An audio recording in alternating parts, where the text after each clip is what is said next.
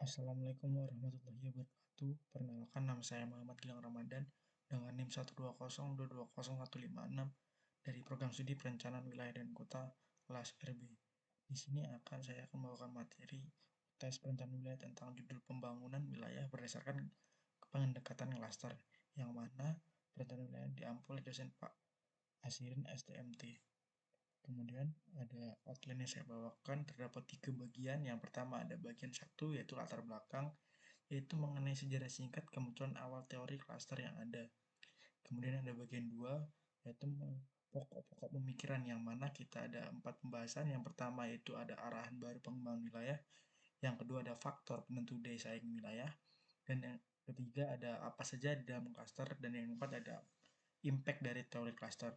Kemudian di bagian 3 yaitu kebijakan pembangunan regional dengan pendekatan keunggulan kompetitif, yang mana akan dibawakan 4 juga. Yang pertama ada apa itu pembangunan regional, yang kedua strategi pembangunan regional, yang ketiga kebijakan ekonomi untuk mendukung pembangunan klaster, dan yang keempat adalah karakteristik inisial klaster yang berhasil. Next, itu ada bagian pertama, itu latar belakang. Kemudian sejarah singkat kemunculan awal teori klaster, yang mana ada 3 bahasan, itu yang pertama itu adalah lambatnya pertumbuhan ekonomi dan tekanan krisis ekonomi. Yang kedua ada pendekatan tradisional untuk pembangunan ekonomi tidak berfungsi, dan yang ketiga ada pengembangan kebijakan klaster. Kemudian ada bagian 2, yaitu tentang pokok-pokok pemikiran. Next, di mana yang pertama ada arahan baru pengembangan wilayah. Waktu ini itu Porter pernah mengusulkan arahan baru pengembangan wilayah, yang mana itu ada beberapa yang terseimbangkan. Yang pertama adalah berfokus pada keunggulan kompetitif, yang kedua ada berbasis klaster, yang ketiga ada pembangunan kekuatan yang ada saat ini dan yang berpotensi untuk dikembangkan. Nantinya ada pengembangan strategi pembangunan, kemudian ada dengan prioritas dan urutan berdasarkan data.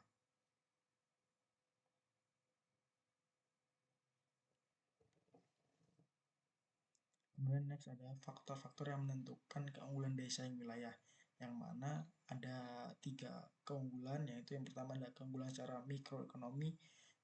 Keunggulan ekonomi ada 3 bagian, yaitu kualitas lingkungan dan iklim bisnis, yang kedua ada pengembangan klaster, yang ketiga ada kecanggihan strategi dan operasional perusahaan.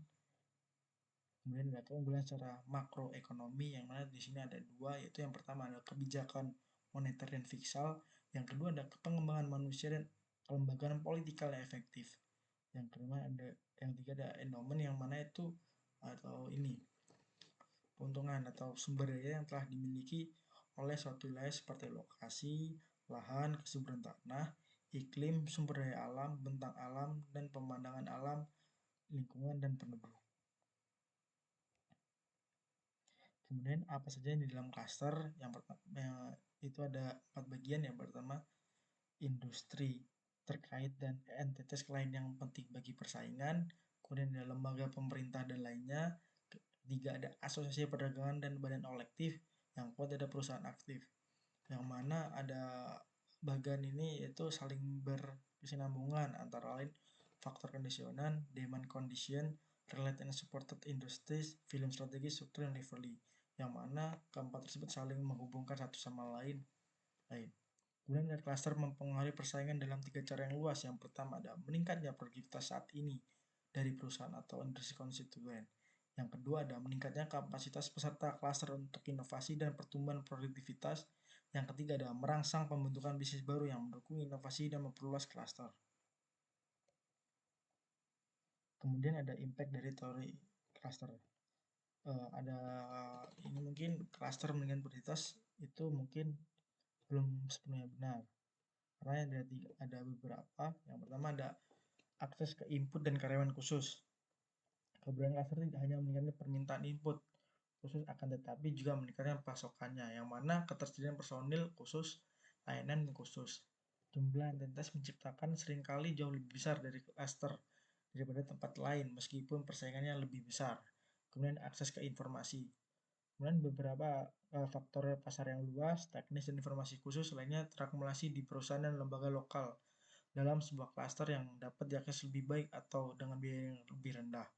Itu memungkinkan perusahaan untuk meningkatkan produktivitas saat ini dengan semakin mendekati batas produktivitasnya. Kemudian ada komplementaris atau fasilitas yang saling melengkapi antara aktivitas peserta klaster. Kemudian ada akses ke institusi dan barang publik. Klaster membuat banyak input yang jika tidak akan menjadi mahal, menjadi barang publik atau semu publik. Kemudian terakhir ada intensif dan pengukuran kerja, yang mana klaster membantu menyelesaikan atau mengurangi beberapa masalah agensi yang muncul di lokasi yang lebih terisolasi dan di perusahaan yang lebih terintegrasi secara vertikal.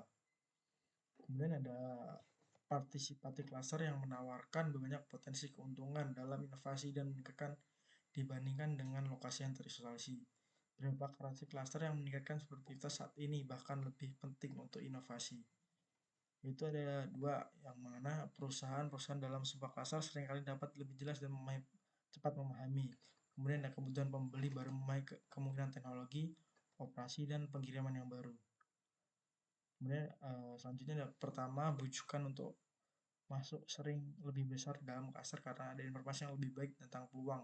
Keberadaan klaster menandakan peluang individu yang bekerja di suatu tempat di dalam atau di dekat klaster lebih mudah merasakan kesenjangan baru dalam produk, layanan, atau pemasukan untuk diisi. Setelah itu, memiliki wawasan ini, orang-orang tuh lebih siap meninggalkan perusahaan mapan untuk memulai baru dengan tujuan mengisi kesenjangan yang dirasakan.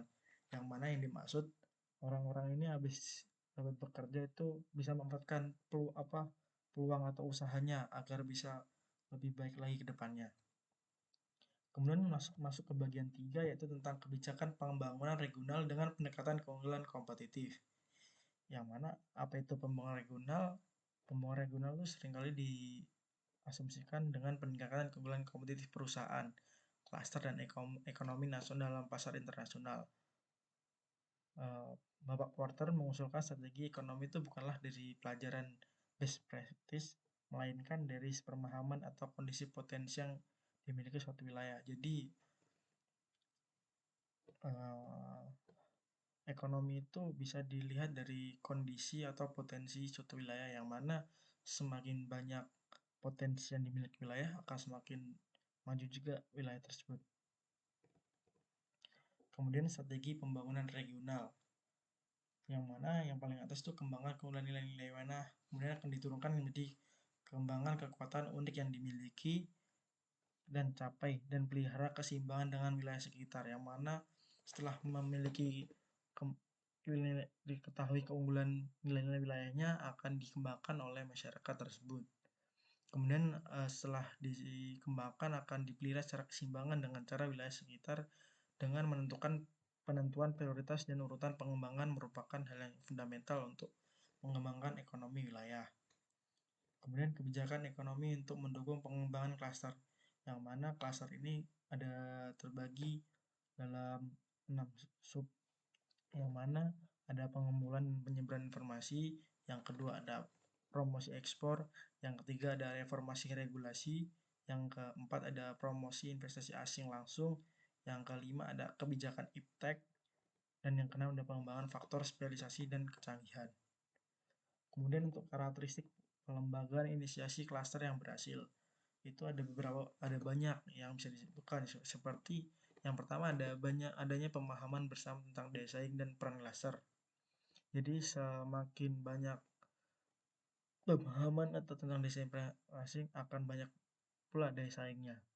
Kemudian para pihak fokus untuk menghilangkan hambatan dan menghapus kendala untuk menjadi klaster.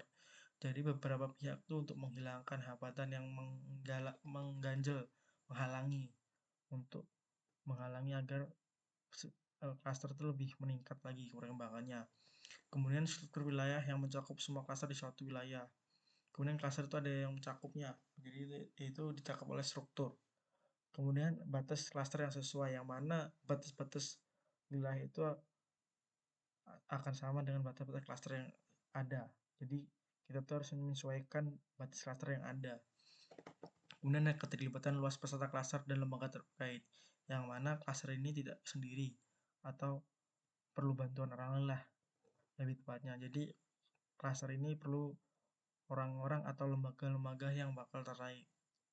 Kemudian kepemimpinan sektor swasta, yang mana klaster ini dipimpin oleh sektor dari pihak swasta.